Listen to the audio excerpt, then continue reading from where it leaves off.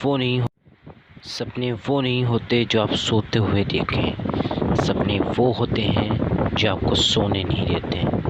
नमस्कार दोस्तों, आप सभी का स्वागत है हिंदू विकास था यूट्यूब चैनल पे। इस चैनल को सब्सक्राइब कीजिएगा और नोटिफिकेशन बेल भी दबाइएगा। दोस्तों, वीडियो पसंद आए तो वीडियो को लाइक, शेयर और कमेंट करिएगा। आज बात उस व्यक्ति की जो अलग अलग प्रधानमंत्रियों के कार्यकाल के दौरान देश का रक्षा वैज्ञानिक रहा और फिर उसने अटल बिहारी वाजपेयी का सबसे बड़ा सपना पोखरण में परमाणु परीक्षण को अंजाम दिया। एक व्यक्ति जो इसरो का चेयरमैन रहा और चेयरमैन के रूप में उसने स्पेस साइंस में भारत की नई नींव रखी।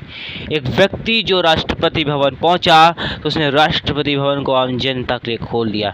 एक राष्ट्रपति जो सीधे विद्यार्थियों तक पहुंचा। एक राष्ट्रपति जो गुजरात दंगों के बाद पहले गुजरात दौरे पे किसी भी प्रकार का राजनीतिक बयान नहीं दिया। एक राष्ट्रपति जो रिटायरमेंट के बाद सीधे अपने पुराने काम अध्यापन के काम से जुटा। आज बात मिसाइल मैन, इसरो के पूर्व चेयरमैन, देश के 11वें राष्ट्रपति, जनता के राष्ट्रपति, भारत रत्न डॉक्टर APJ अब्दुल कलाम की। सादगी की मिसाल थे कलाम मिसाइल मैन थे तो कलाम स्पेस साइंस में भारत की नई नींव रखने वाले थे। कलाम देश के राष्ट्रपति बने तो जनता ने उन्हें सर आँखों पे बैठा लिया। आज उन्हीं कलाम साहब की बात। भारत रत्न डॉक्टर APJ अब्दुल कलाम का पूरा नाम अव्युल पाकिर जनाबुद्दीन अब्दुल कलाम है। वो भारत के 11वें राष्ट्रपति थे। वो एक गैर राजनीतिक राष्ट्रपति थे और उनके व्यक्तित्व की क्षमता साइंस की दुनिया में पूरी दुनिया ने देख ली थी और वो इतने लोकप्रिय हुए कि जनता ने, देश ने उन्हें सर माथे पे बैठा लिया। वो देश के सर्वोच्च संवैधानिक पद पे भी काबिज हुए। आज बात उनके जीवनी की भी। डॉक्टर कलाम साहब का जन्म 15 अक्टूबर 1931 को एक तमिल मुस्लिम परिवार में पैतृक द्वीप पर रामेश्वरम के त्रिस्टालनाथ मद्रास में हुआ था, जो अब की तमिलनाडु है। उनके पिता जलालुद्दीन एक नाव के मालिक थे और एक मस्जिद के इमाम भी थे। उनकी माँ अशिमा एक गृहिणी थी। कलाम साहब के पिता एक नाव चलाते थे। वो हिंदू त्रिशलादियों को लेके जाते थे रामेश्वरम से लेकर के 10 कोटी तक। कलाम साहब का बचपन बहुत गरीबी से गुजरा। वो सुबह 4 बजे उठते थे और न्यूज़पेपर बेचने जाते थे, अपने परिवार की सहायता करते थे। लेकिन ईमानदारी, आत्मविश्वास, काम के प्रति लगन उन्होंने अपने पिता से विरासत में सीखी। अपने कॉलेज स्कूल के दिनों में कलाम साहब एक एवरेज ग्रेड के स्टूडेंट थे, लेकिन हाँ, उनके टीचर बताते हैं कि वो ब्राइट तो नहीं थे लेकिन मेहनती ज़रूर थे। वो मेहनती छात्र थे। उनमें कुछ सीखने की कला हद से ज़्यादा थी और उन्होंने इसीलिए अपनी सीखने की कला को, इच्छा को इतना बढ़ाया कि उन्होंने अपनी पढ़ाई पर ज़्यादा फोकस किया। वो स्कॉर्चर्ड हायर सेकेंडरी स्कूल रामनाथपुरम में अपनी शिक्षा पूरी करने के बाद सेंट जोसेफ कॉलेज पहुँचे, जो कि मद्रास यूनिवर्सिटी से एफिलिएटेड है। मद्रास को समय चेन्नई को समय मद्रास कहा जाता था। वहाँ पर उन्होंने 1954 में फ़िज़िक्स से ग्रेजुएशन हासिल की। 1955 में मद्रास इंस्टीट्यूट ऑफ टेक्नोलॉजी में एरियोस्कोप इंजीनियरिंग की पढ़ाई का अध्यापन का काम उन्होंने मद्रास से ही किया। जब कलाम साहब सीनियर क्लास प्रोजेक्ट पर काम कर रहे थे तब उनके कॉलेज के डीन ने उन्हें उनके परफॉर्मेंस से असंतुष्ट होकर अगले 3 वर्ष तक प्रोजेक्ट समाप्त होने तक उनकी किसी भी प्रकार की छात्रवृत्ति पर रोक लगाने का फैसला किया। लेकिन कलाम साहब ने समय सीमा से पहले ही अपना काम पूरा किया। डीन इससे खुश हुए। उन्होंने कहा कि मैंने तुम्हारे ऊपर तलवार लाद दी थी कि तुम्हें छात्रवृत्ति नहीं मिलेगी, उसके बावजूद तुमने अपना काम समय से पूरा किया। कलाम साहब का सबसे बड़ा सपना था, वो एक फ़ाइटर पायलट बनना चाह रहे थे, लेकिन वो फ़ाइटर पायलट बनने से चूक गए। कारण था क्योंकि उस समय IAF में फ़ाइटर पायलट बनने के लिए 8वें पायदान तक आना रहता था, लेकिन कलाम साहब 9वें पोजीशन पे आए थे। इसी कारण से कलाम साहब चूक गए। 1960 में मद्रास इंस्टीट्यूट ऑफ टेक्नोलॉजी से ग्रेजुएट हासिल करने के बाद कलाम साहब DRDS defence research and development service से जुड़े। एक सदस्य के रूप में, एक साइंटिस्ट के रूप में उन्होंने अपना सफ़र शुरू किया। भारत सरकार द्वारा defence research and development organisation के एरोस्पेस डेवलपमेंट में वो शामिल हुए। उन्होंने एक छोटा हेवरक्राफ्ट डिज़ाइन करने का अपने करियर की शुरुआत की, डिज़ाइन करके अपने करियर की शुरुआत की। लेकिन DRDO में नौकरी नौकरी के लिए अपनी पसंद से असंबद्ध रहे। 1969 में कलाम साहब को इसरो में ट्रांसफ़र किया गया, Indian space and research organisation, जिसके वो बाद में जा कर के चेयरमैन भी बनाए गए। और भारत के पहले सैटेलाइट लॉन्च व्हीकल SLV-3 के प्रोजेक्ट के डायरेक्टर थे। उन्होंने जुलाई 1980 में रोहिणी सैटेलाइट को पृथ्वी के कक्षा में स्थापित किया। इसीलिए कलाम साहब को देश का पहला मिसाइल मैन कहा जाता है। इसलिए कलाम साहब देश के लिए गौरव हैं, इसलिए उन्हें मिसाइल मैन ऑफ इंडिया कहा जाता है।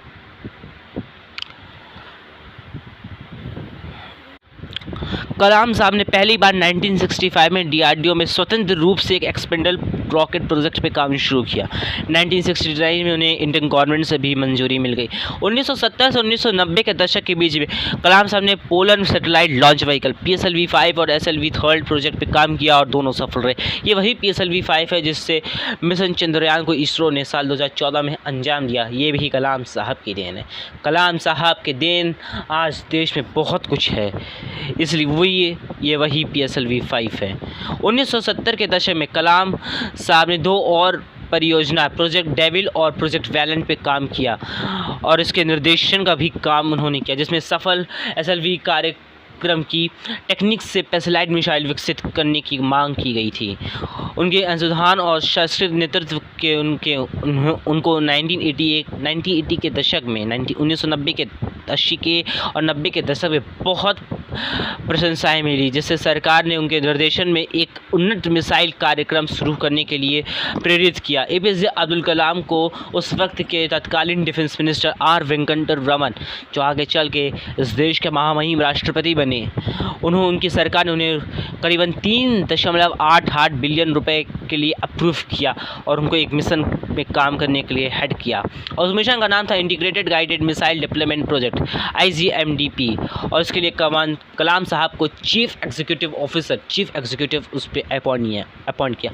कलाम साहब दोनों मिशन में पास हुए साल और एक प्रमुख भूमिका दोनों में सफल बनाने में कलाम साहब ने दिखाई, जिसमें 1989 में अग्नि 1 मध्यवर्ती दूरी की बेलसाइड मिसाइल, 1988 में पृथ्वी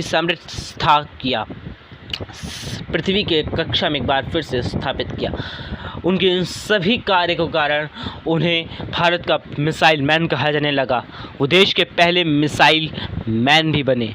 कलाम साहब को 1992 से 1999 तक अलग अलग प्रधानमंत्रियों के कार्यकाल के दौरान देश का चीफ साइंटिस्ट एडवाइज़र और defence research and development organisation का हेड के रूप में काम मिला।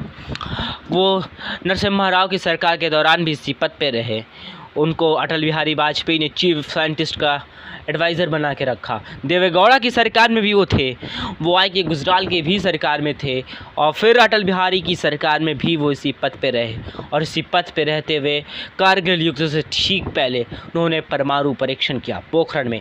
सभी देशों ने इसके ऊपर दबाव बनाया, लेकिन अटल बिहारी और APJ अब्दुल कलाम की इस जोड़ी ने इसको सफल किया, इस परमाणु परीक्षण को सफल किया। अब्दुल कलाम जी ने मई 1988 में 5 परमाणु बम यानी S न्यूक्लियर बम टेस्ट किए, और इसमें से एक था पोखरण सेकंड के संचालन में एक प्रमुख भूमिका निभाई।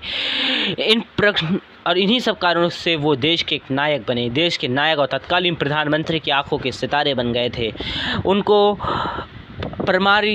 उस वक्त के तत्कालीन प्रधानमंत्री अटल बिहारी वाजपेयी ने परमाणु परियोजना का हेड घोषित किया। अब बात करते हैं उनके राजनीतिक जीवन की। साल 2002, बात करें जून की, मई जून की तपतपाती हुई गर्मी, और इस वक्त देश अपने अगले राष्ट्रपति को ढूंढ रहा था। जगह 7 RCR 7 रेस कोर्स रोड, प्रधानमंत्री का आवास।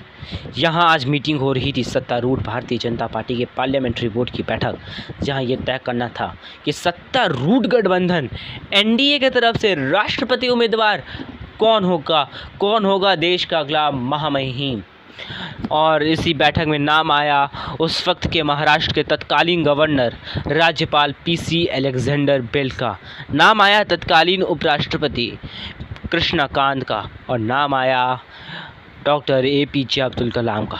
सभी घटक दलों से चर्चा करने के बाद ये तय हुआ कि NDA के राष्ट्रपति पद के उम्मीदवार होंगे PC अलेक्जेंडर बेल।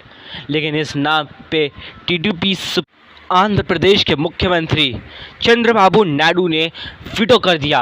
उन्होंने काउंटर करने के लिए कृष्णकांत का नाम आगे किया। चंद्रबाबू को याद आ रहेगा वो वक्त जब उनके ससुर एनटी रामाराव की 1 साल पुरानी बहुमत की सरकार को बर्खास्त करके उनके ही बागी विधायक को बिना नंबर के शपथ दिलवाई गई थी। ऐसा माना जा रहा था उस समय इंदिरा गांधी के सचिव पीसी अलेक्जेंडर का इसमें सबसे बड़ी भूमिका है, इसलिए इस नाम पे वीटो करके कृष्णकांत के नाम को आगे किया गया। कृष्णकांत के नाम पे कट्टर भाजपाई भी सहमत नहीं हो सकते थे, क्योंकि उनको याद आ रहा था 1977 में जनता दल की सरकार के दौरान का दोहरी नागरिकता का, दोहरी सदस्यता का, और उस समय ऐसा माना जा रहा था कि कृष्णकांत ने इसके खिलाफ एक बड़ा मोर्चा खोल दिया है। हालांकि इसके बाद एनडीए के सभी घटक दलों से जॉर्ज फर्नांडिस ने बात की, लेकिन कोई भी घटक दल माना नहीं। यहाँ तक कि शिवसेना ने कह दिया कि अगर भारतीय जनता पार्टी बीजेपी उनके पर ज़्यादा दबाव बनाएगी तो वो इस गठबंधन से किनारा कर देंगे। फिर अटल बिहारी वाजपेयी ने नायडू को बताया कि हम तो सहमत हैं साहब, लेकिन और घटक दल इस नाम पर सहमत नहीं हैं, आप पीसी अलेक्जेंडर के नाम पे सहमत हो जाइए।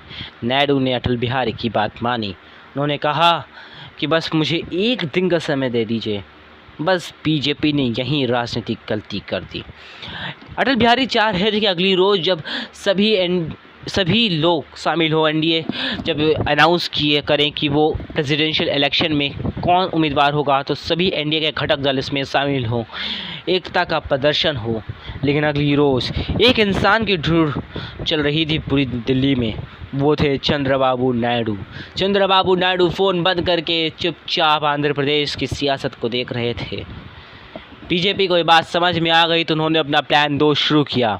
अब नए पते पे राष्ट्रपति पद के चुनाव के लिए बात होनी थी। एक कृष्णकांत मार्ग उप प्रधानमंत्री अटल बिहारी वाजपेयी के करीबी लाल कृष्ण अडवाणी के घर पे।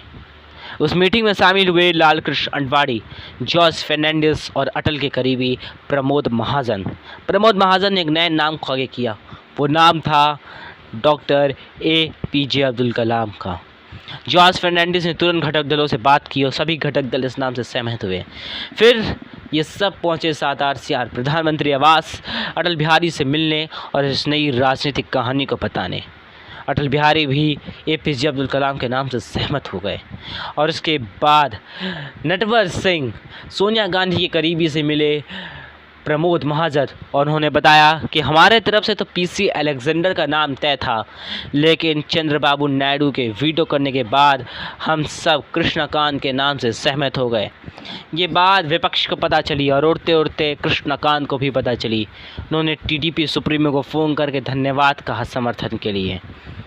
इसके बाद अटल बिहारी वाजपेयी को फ़ोन किया टीडीपी सुप्रीमो ने। अटल बिहारी ने कहा कि हम तो कृष्णकांत के नाम से सहमत हैं, पर और घटक दल इस नाम से सहमत नहीं है। आपका पीसी अलेक्जेंडर के नाम पर रिजर्वेशन था, हमने उसको मुखाफित कर दिया है। फ़ोन कटा।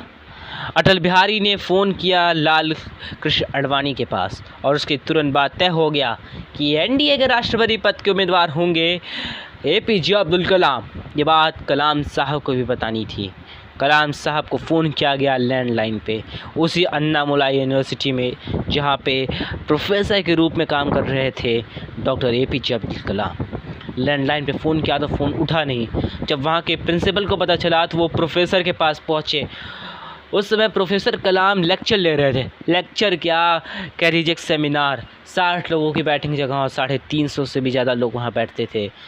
कलाम साहब को सुनने के लिए प्रोफेसर को बताया गया, प्रिंसिपल साहब ने बताया कि प्रधानमंत्री को आपसे बात करनी है। कलाम साहब लैंडलाइन के पास पहुंचे, तभी उनके फ़ोन पे फ़ोन आया और आवाज़ थी टीडीपी सुप्रीमो और आंध्र प्रदेश के मुख्यमंत्री चंद्रबाबू नायडू की। चंद्रबाबू नायडू ने कहा कि प्रधानमंत्री को आपसे कुछ ज़रूरी बात करनी है, देखिए उनको सिर्फ हाँ ही बोलिएगा। फ़ोन कटा।